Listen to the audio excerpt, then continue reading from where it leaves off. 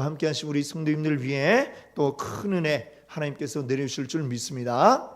오늘 이 오후 시간에 우리 계속해서 소유리 문답, 웨스트민스터 소유리 문답을 같이 보고 있습니다.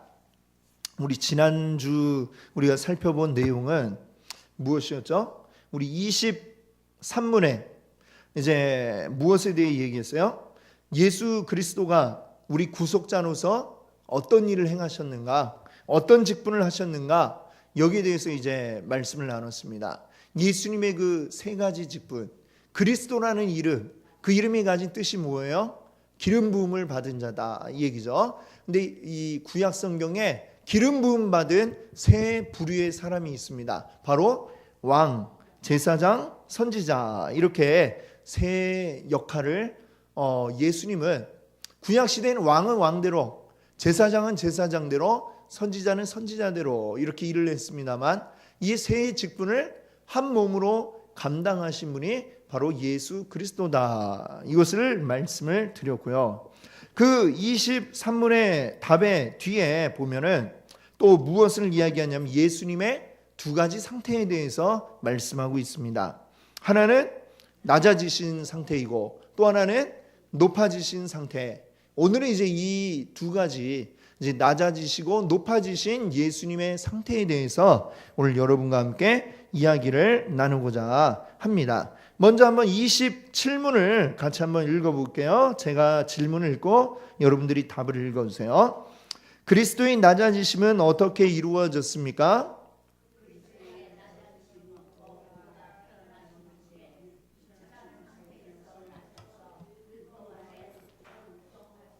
이 세상의 여러 가지 비참함과 하나님의 진노하심과 십자가에서 저주의 죽음을 받으시고 묻히셔서 얼마 동안 죽음의 권세 아래 거하신 것입니다. 아멘. 네. 여기 보니까 뭐라고 얘기하냐면 그리스도의 낮아지심 그리고 높아지심은 사실 이제 예수님의 어떤 그 시간의 흐름을 따라 이렇게 이루어지고 있습니다. 근데 예수님의 그 낮아지심의 제일 결정체는 뭐냐?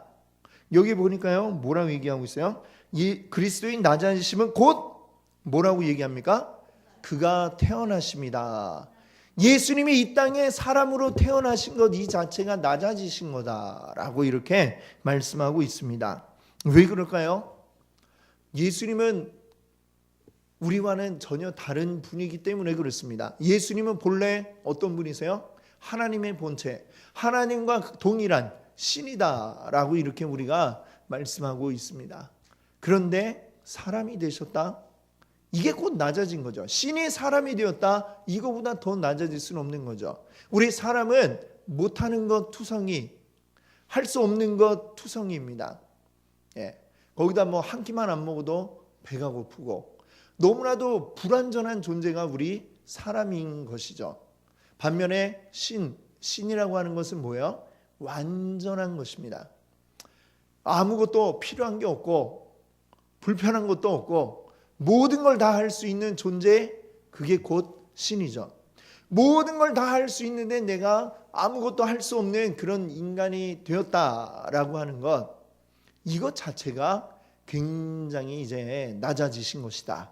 우리가 이렇게 이해를 하지 않으면 안 됩니다. 자, 그 태어나심도 이제 어떻게 태어나셨느냐? 계속 이어지는 그 말씀 보세요. 어떤 상태에서 나셨대요? 비천한 상태. 예수님은 이 땅에 사람이 되실 때에도 사람 가운데 가장 낮은 자로 이 땅 가운데 오셨다라고 하는 것입니다. 제가 여러 번 말씀드리지만 예수님이 이 땅 가운데 오실 때 그냥 어른으로 오셔도 되잖아요. 아니면 여러분 혹시 그 영화 중에 터미네이터 보셨습니까? 터미네이터가 미래에서 착 올 때 어떻게 팍 나타나요? 막 벼락이 막 천둥번개 파샤샤샥 치면서 거기서 딱 하고 멋진 폼으로 딱 꿇어앉아가지고 우락부락한 그 멋진 몸을 가지고 딱 나타납니다. 예수님 이 땅에 오실 때 왜 그렇게 안 오셨을까요? 네, 좀 멋있게 또 멋진 신체 능력과 뭐 잘생긴 얼굴 뭐 이런 걸 가지고 이 땅에 오시거나 또는 부잣집의 아들로 오시거나 뭐 이런 것이 아니라 가장 낮고 천한 자리에서 가난한 목수의 아들, 거기다가 그 어머니는 더군다나 뭐예요? 요즘식으로 얘기하면 미혼모죠. 미혼모. 결혼을 하기 전에 아이를 가졌잖아요. 결혼하기 전에 아이가 생긴 건 이것 때문에 요셉은 은밀하게 그냥 파혼하려고까지 생각을 했어요. 그 아이가 뱃속에 들어와 있는데 그 엄마는 우리 아이를 가지면 뭐 합니까? 아이 낳기 전에 뭐 하죠? 태교라는 거 하잖아요. 좋은 음악 듣고 좋은 생각하고 먹는 것도 좋은 거 먹으려고 그러고. 근데 그 아이 엄마의 상태가, 심리 상태가 어때요? 굉장히 불안한 상태죠.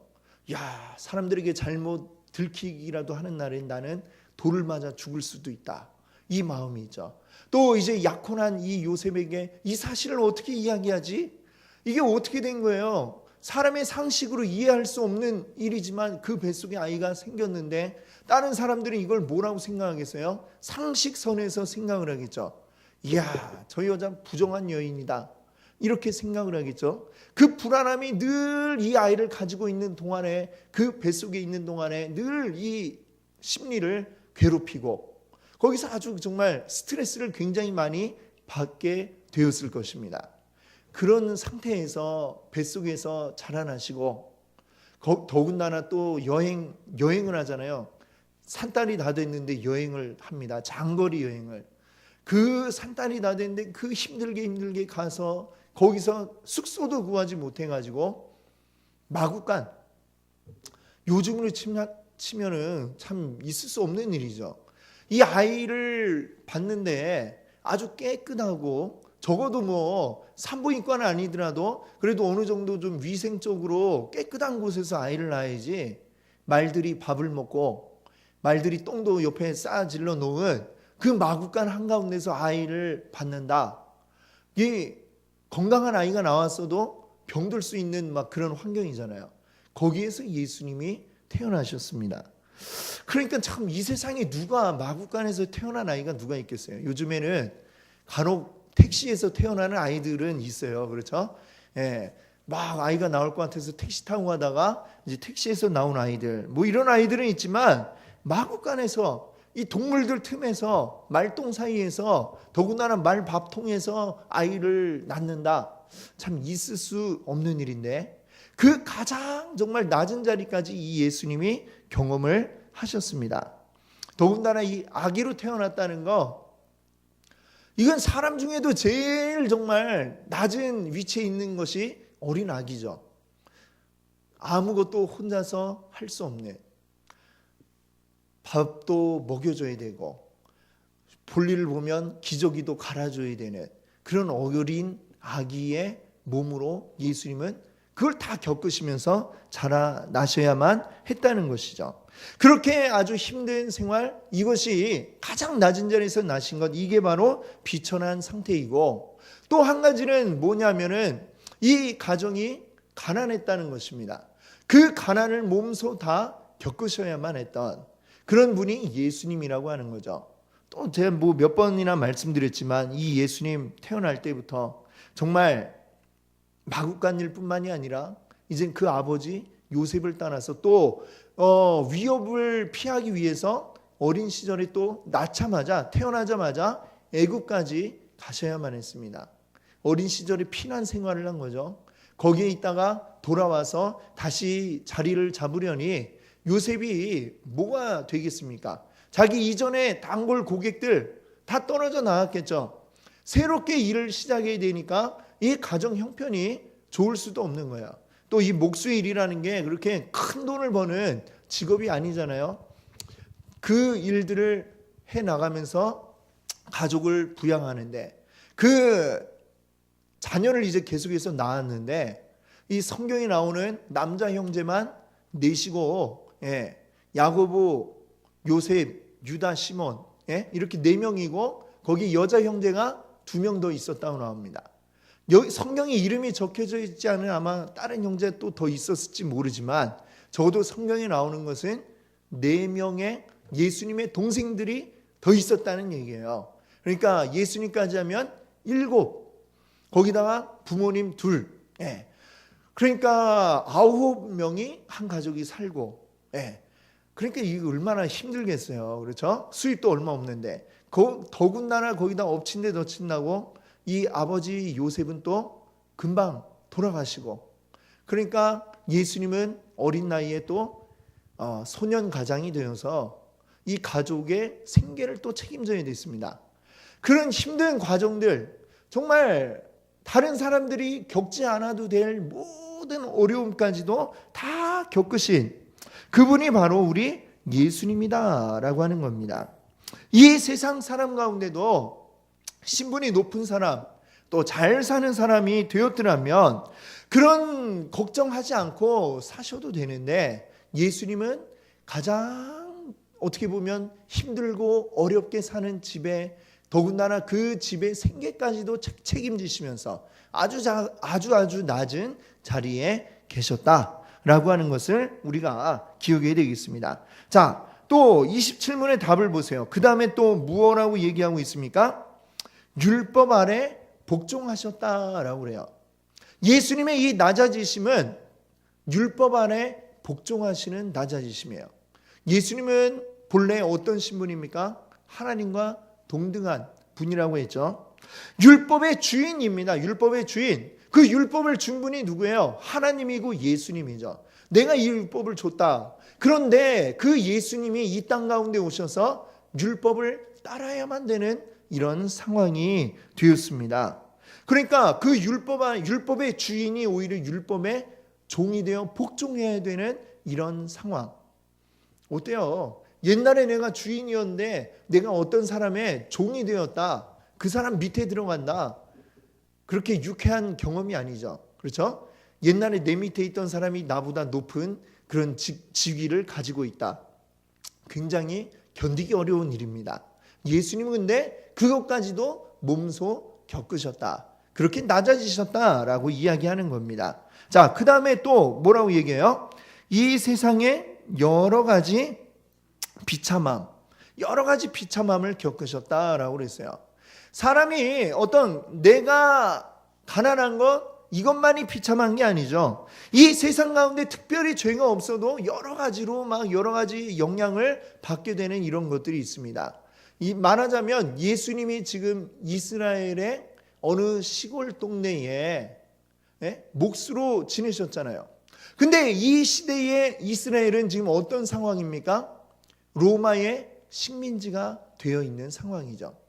식민지의 한 가난한 청년으로 살아간다는 것, 이것도 얼마나 이게 괴로운 일입니까? 내가 아무리 열심히 해도 우리는 나라 자체가 식민지 아래에 있기 때문에, 식민지이기 때문에 겪어야 되는 굉장한 어려움들이 있습니다.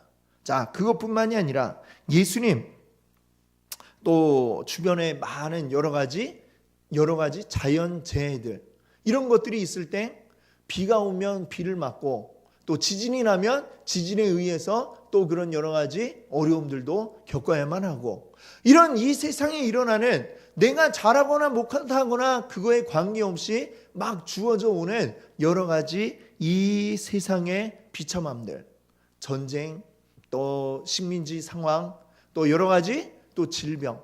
예수님은 병에 안 걸리셨을까요? 예수님 감기 안 걸리셨을까요? 예수님도 감기 앓으셨을 것 같아요. 제 생각에는. 기도하면 또 빨리 나았을 수는 있지만 우리와 똑같은 몸을 가지신 분이기 때문에 예수님도 감기 앓으셨을 것이고, 어쩌면 예수님도 무거운 나무를 옮기며 목수일을 하시면서 몸이 이것저것 타박상, 또 어쩌면 허리 디스크 이런 것도 있었을 것 같은 이런 생각 들지 않습니까? 예수님은 그런 것들을 다 몸소 겪으실 정도로 낮아지셨다라고 하는 것입니다. 자, 그뿐만이 아닙니다. 그 뒤에 보면 또 무엇을 이야기해요? 하나님의 진노하심과 또 십자가의 저주의 죽음을 받으셨다, 이렇게 이야기합니다. 예수님이 곧 하나님인데 하나님의 진노를 받았어요. 사실은 이것은 예수님이 받아야 할 진노는 아니었죠. 그는 무엇입니까? 우리 모든 인류가 죄 때문에 받아야 할 이 죄의 결과, 하나님의 진노, 그것을 예수님이 대신해서 다 짊어지시느라고 사실은 예수님이 굳이 받지 않으셔도 되는 건데 예수님의 십자가 지시기 전날 밤 기도하실 때 뭐라고 그랬어요? 아버지여 할 수만 있으면 이 잔을 내게서 거두어 주시옵소서 기도하지 않으셨어요?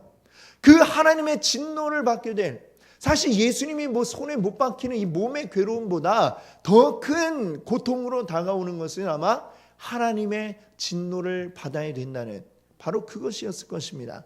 하나님께서 그 아들임에도 불구하고 진노를 내려야만 되는 그 상황, 하나님이 그 상황에서 예수님을 바로 보지 않으시고 그 고개를 돌리셨다라고 성경이 이야기하지 않습니까? 예수님께 하나님의 그 진노가 온 인류에게 내려야 될 진노가 한 몸에 동시에 다 쏟아 부어져지는 그러한 상황을 몸소 겪으시고 마침내는 어디까지 낮아지셨어요? 신이 죽음이 어디 있어요? 신은 안 죽는 게 신인데 근데 그 예수님에게 죽음까지도 받게 만드셨다라고 하는 겁니다. 십자가에서 죽는 죽음. 이 죽음은 뭐냐? 구약 성경은 이야기합니다. 나무에 달려 죽는 자마다 저주받은 자다 그랬습니다. 근데 그 나무에 달려서 예수님이 십자가의 형벌을 받아 죽으신다는 거예요. 이거야말로 정말 큰 저주가 아닐 수 없죠. 사람들이 저 사람은 저주받은 자야 십자가에 달려 죽으니까 이러면서 손가락질하는 그것까지도 감당하시고 마침내는 죽기까지 모든 이 낮아지심을 예수님이 받으셨다라고 하는 것이죠. 그리고 죽어서 그 다음에는 어떻게 되셨어요? 저주의 죽음을 받으시고 그 다음에 묻히셔서 부활 전에 먼저 묻히잖아요. 죽었으면 묻히죠. 그렇습니다. 예수님의 그 무덤, 한 부자가 자기가 죽으면 묻히려고 준비했던 무덤이죠. 거기 예수님을 자기 대신에 묻게 했습니다. 이 유대의 무덤은 어떤 식이냐면 우리처럼 땅에 묻는 게 아니고 산에 가면 이 구멍이 많아요. 동굴이 많아요. 그 동굴 안에 이 시신을 넣어놓고 그리고 그 시신을 넣은 동굴을 입구를 큰 돌로 막아놓습니다. 그리고선 밖에 뭐 하냐면은 회칠을 한다고 그래요. 회칠이 뭐냐? 깨끗하게 보이게 요즘으로 치면 페인트 칠을 아주 이쁘게 깨끗하게 흰색으로 칠하는 거죠. 그런 칠을 딱 깨끗하게 해놓습니다. 근데 무덤을 아무리 이쁘게 해놓으면 뭐예요? 그 무덤이 아니라 다른 게 됩니까? 아니죠. 무덤은 무덤일 뿐이죠. 아무리 특별하게 마련한 무덤이라 할지라도 그곳은 예수님이 계실 곳이 아니었습니다. 그러나 예수님은 그 무덤에 묻히시는 것까지도 전혀 피하지 않으시고 그대로 감당하셨다라고 하는 것이죠. 자, 그리고 묻히셔서 그 다음에 어떻게 되셨어요? 죽음의 권세 아래 거하셨다 그랬어요. 며칠 동안이요? 사흘 동안. 예수님이 금요일 날 십자가를 지시고 부활하신 게 주일날 새벽이었습니다. 그 사흘 동안에 예수님은 죽음의 권세 아래 있었다라고 하는 거예요. 우리 사도신경에도 나오지 않습니까? 그렇죠? 그 죽음의 권세 아래 계시다가 부활하셨다라는 거죠.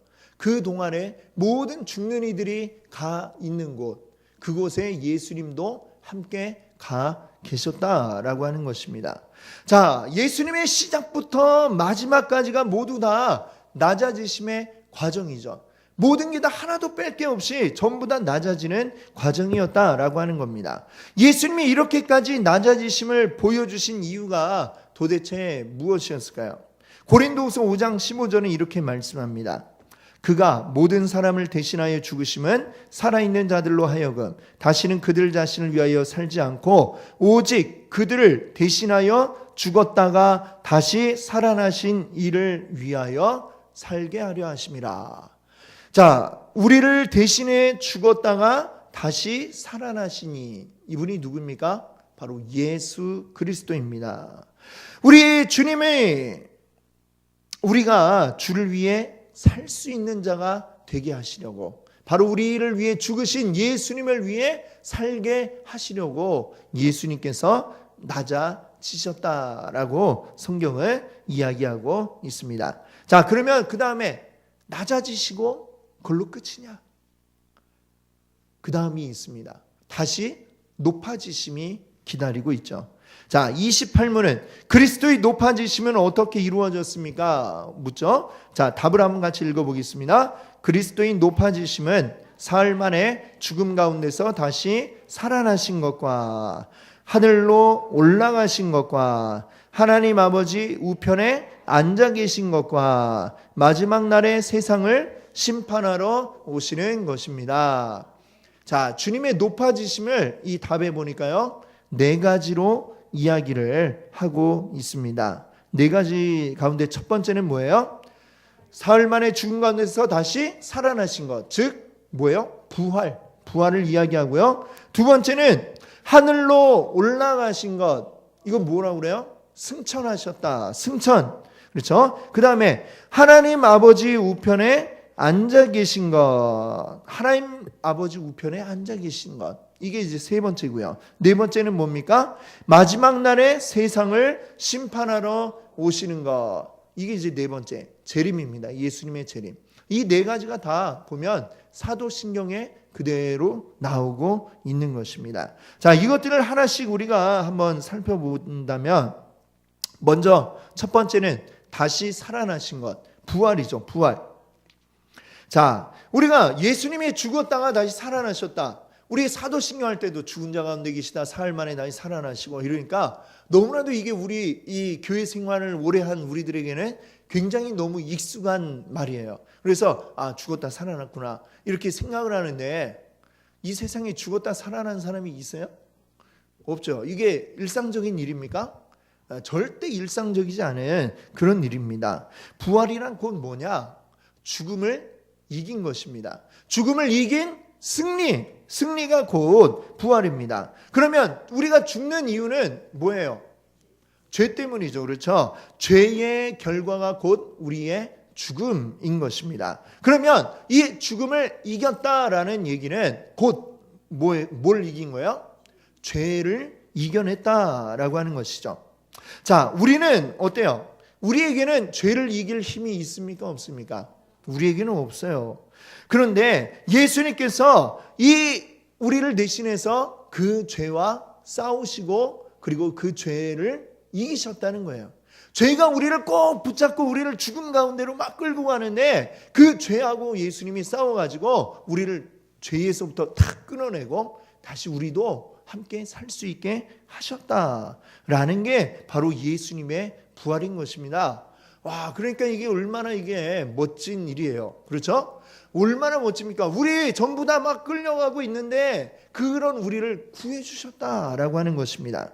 자, 부활하신 주님은 영적 의미로만 이게 부활이 있는 게 아니라 실제 예수님의 육신이 또한 살아나셨다라고 성경은 이야기하고 있습니다. 영적인 부활만 가지고는 부족해요. 예수님의 모든 전인적인 모든 부분, 영과 육, 모든 것이 다 동시에 부활하신 역사적인 사건이 바로 우리가 믿고 있는 부활인 줄로 믿습니다. 영과 육, 예수님은 지난번에 우리가 뭐라고 그랬어요? 예수님은 완전한 하나님이면서 완전한 사람이다 이렇게 말씀드렸죠. 그 두 가지를 다 동시에 한 몸에 가지고 계신 예수님이기 때문에 영만 부활하고 아니면 몸만 부활하고 이거는 불완전한 것이죠. 예수님의 영과 육이 모두 다 살아나셨다라고 하는 것입니다. 그리고 그 능력을 이제 믿고 의지함으로 우리도 함께 부활에 동참하게 되는 그러한 놀라운 일을 경험하게 되는 것이죠. 자, 또 예수님의 부활은 예수님 어떤 능력을 가지고 있냐면요, 주님의 교회와 온 세계를 위한 구원이다 이렇게 말할 수 있습니다. 예수님이 부활하심으로 우리 죄가 사해지는 이것이 이제 공식적으로 선포가 된 거예요. 그 전에는 예수님이 죽으시기 전에는 불완전한 제사를 하나님 앞에 드리지 않았습니까? 제사를 드리긴 드리지만 매년마다 드려야 돼요. 매년마다 하나님 앞에 드려도 그래도 또 죄 지으면 또 다음 해에 또 드려야 되고 불완전했습니다. 그러나 예수님은 단번에 죽으심으로 완전한 구원을 이루셨다라고 히브리서가 말씀하고 있습니다. 이제는 우리 예수님의 구원을 힘입은 자들에게 다시 우리에게는 정죄함이 없다라고 주님은 말씀하고 있습니다. 그러므로 이제 그리스도 안에 있는 자에게는 결코 정죄함이 없나니. 이것이 로마서 8장 1절 말씀 아닙니까? 이 놀라운 구원의 역사가 우리 가운데 임한 줄 믿습니다. 그래서 이제 다시는 우리는 죄로 인하여 정죄받지 아니할 그러한 놀라운 은혜를 우리가 입게 되었음을 여러분들 기억하시기 바랍니다. 자, 이것이 부활이고요. 이제 두 번째로 하나님이 하늘로 올라가신 것, 예수님이 하늘로 오르신 것, 이것을 승천이라고 이야기를 하죠. 자, 우리는 승천을 생각할 때 예수님이 하늘 위로 이렇게 올라가셨다, 이것만 이제 생각할 게 아니라 예수님이 하늘로 탁 올라가시기 이전, 부활을 하시고 하늘로 가시기까지의 그 시간, 그 시간을 성경은 한 40일 정도 된다, 이렇게 얘기를 하죠. 그 40일의 기간도 우리가 눈여겨보지 않으면 안 됩니다. 자, 예수님 부활하셨는데 왜 바로 하늘로 올라가지 않으셨을까요? 왜 승천하지 않으셨을까요? 왜 그러고 40일을 이 땅에 더 계셨을까요?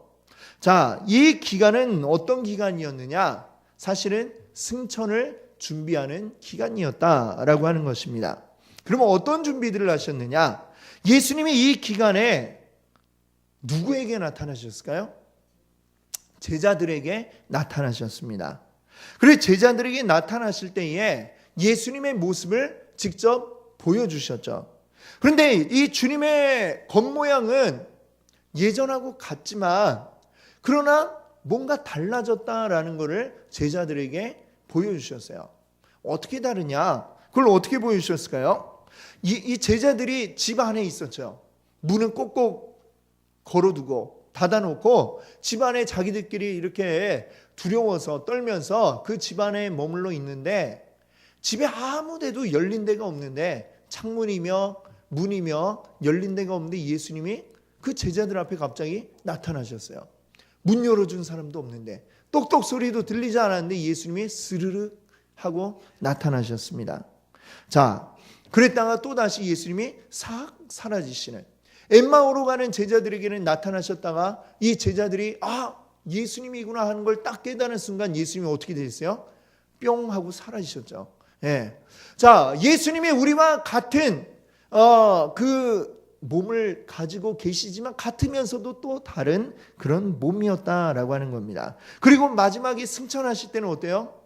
사람은 이 지구에 있는 동안에는 어때요? 지구의 중력의 영향을 받지 않습니까? 공중에 만약 우리가 탁 던져졌다 그러면 우리는 어떻게 돼요? 떨어지지. 올라가는 사람은 아무도 없어요. 그렇죠? 근데 예수님은 이 중력의 법칙을 무시하고 하늘로 이렇게 싹 올라가셨다라고 성경은 적고 있습니다. 자, 이렇게 예수님이 그때에 분명히 겉모습이 옛날 보던 그 모습이지만 뭔가 이전과 달라졌다라는 것을 이 제자들에게 보여주셨어요. 자, 다르긴 하지만 또 예수님 동시에 이게 뭐 어떤 영적으로 계신 분이 아님을 또 보여주셨죠. 도마에게는 내 손 만져볼래? 그 손에 못자국 난 그걸 다 보여주시고 만지게 하시고, 옆에 창자국 난데도 자, 손 좀 넣어봐, 만져봐. 그 찔린 자국이 그대로 있는 걸 보여주셨습니다.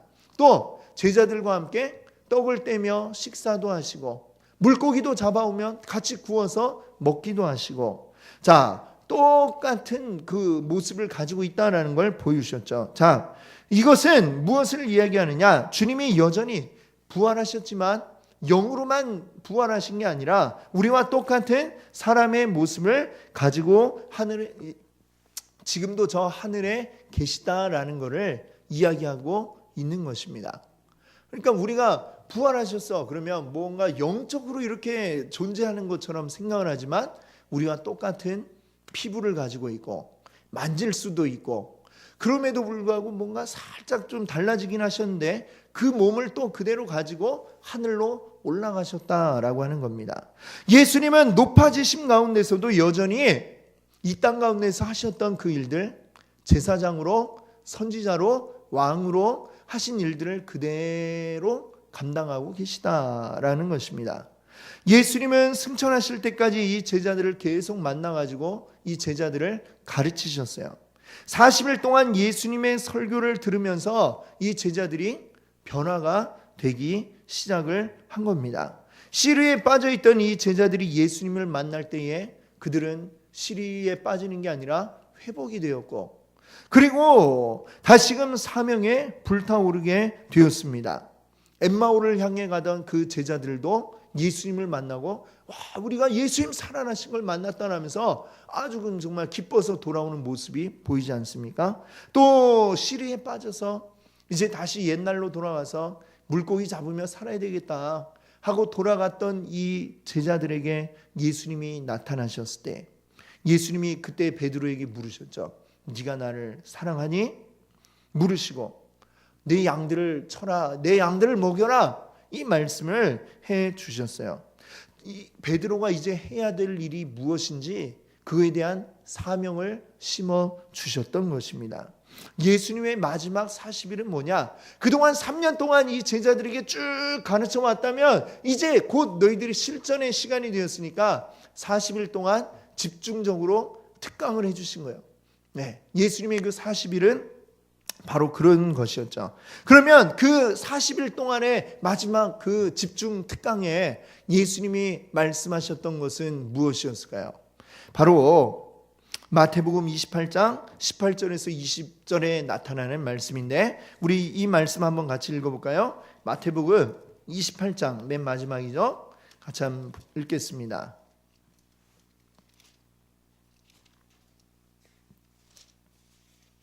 마태복음 28장 18절부터 20절입니다. 신약 52페이지, 제가 18절, 여러분들이 19절 읽으시고 마지막 20절 같이 한번 읽어볼게요. 예수께서 나와 말씀하여 이르시되 하늘과 땅의 모든 권세를 내게 주셨으니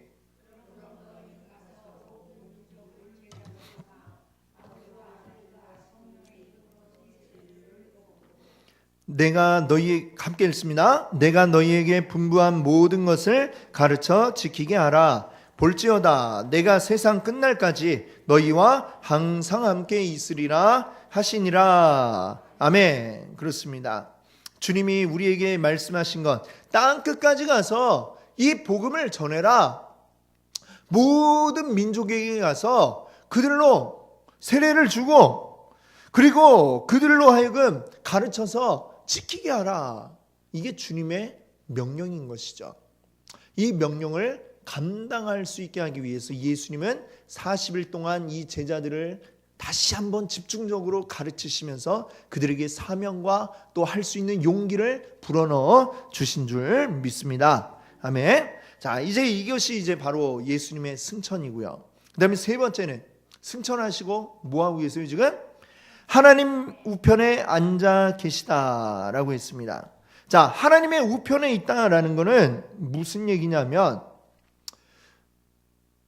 요즘은 왼손잡이도 굉장히 많지만 전통적으로 볼 때에 왼손 오른손 중에 어떤 걸 더 높게 치느냐 하면 뭘 더 높게 쳐요? 오른손이죠. 오른손. 그러면 자, 보스가 있고 내가 2인자다라고 할 때 그때 그 사람은 내가 2인자야 이걸 어떻게 표현하냐? 내가 오른손이다. 우리 보스의 오른손이야 라고, 이렇게 오른팔이다 라고 이야기를 합니다. 왼팔은 그냥 3인자가 되는 거죠. 그러면, 그렇죠? 옛날엔 그러니까 그 보스 옆에 가장 좋은 자리, 거기가 어디냐? 바로 우편, 오른쪽 자리다라고 하는 것입니다. 그 예수님이 계신 그곳이 뭐냐? 바로 하나님 보좌 우편 가장 좋은 곳에 예수님이 함께 계시다라고 하는 것이죠. 그 높은 곳에 계시다라는 이야기는 예수님의 세 가지 직분 가운데 무엇을 떠오르게 합니까? 바로 왕의 직분을 떠오르게 합니다. 예수님은 하늘에서도 여전히 왕으로서 일하고 계시다라고 하는 것입니다. 예수님이 이제 높아지심으로 하늘과 땅에 있는 모든 것 위에 이제 기쁨의 충만함, 또 영광과 또 능력의 그 하나님의 왕권을 확실하게 우리에게 드러내시는 거죠. 자, 그러면서 한편으로는 우리 원수들을 어떻게 하세요? 왕으로서 정복하십니다. 우리 원수들을 짓밟아서 이겨서 승리하는 이 일들을 하시고, 또 다른 한편으로는 우리 주님의 백성들을 어떻게 하실까요? 그들에게 은혜도 주시고 그들에게 선물을 주시는 이러한 일들을 하십니다. 이게 왕으로서 지금 그 일들을 감당하고 계시다라고 하는 것이죠. 또 예수님은 하늘에서 하시는 중요한 일이 왕으로서만이 아니라 제사장으로서의 역할도 감당하고 계십니다. 제사장은 어떤 역할이라고 그랬어요? 하나님과 백성들 사이에서 연결해 주는 역할이 제사장의 역할이죠. 예수님이 지금 하나님 바로 우편 보좌에서 무엇을 하고 계세요? 우리를 위한 중보의 기도를 하고 계시다라고 하는 것입니다. 이 예수님 중보한다는 것은 예수님이니까 하실 수 있는 거예요. 예수님이 어떤 분이에요? 이 세상 가장 낮은 곳까지 모든 걸 다 겪어보셨기 때문에 우리 모든 사정을 예수님만큼 아는 분이 없습니다. 예수님이 다 알고 계세요. 주여 이러면은 주님이 아유 그래 다 안다 이러시는 분이 우리 예수님이라고요. 예수님이 그냥 예수님 앞에 우리가 그래서 기도해야 되는 거야. 기도하면 주님이 듣고 지금 이 순간 우리를 위해서 하나님 앞에 지금 동현이가 지금 이래요. 또는 뭐 우리 지금 홍복희 권사 지금 이렇습니다 하면서 지금 우리의 사정을 하나님께 아뢰고 우리 이 어려운 사정 주님 아시잖아요. 도와주세요. 중보하고 계시다라는 것을 여러분들 기억하시기 바랍니다. 얼마나 힘이 되는 말씀이에요. 예수님이 지금도 우리를 돕고 계시다니까요. 그것을 여러분들 믿으시고 끊임없이 우리 주님 앞에 간구하시는 여러분 되시기 바랍니다. 자, 이제 예수님의 그 높아지심 가운데 가장 하이라이트는 뭐냐? 바로 네 번째입니다. 네 번째, 다시 오신다라고 하는 거죠. 재림. 이제 주님이 약속을 하고 가셨어요. 내가 곧 다시 오리라.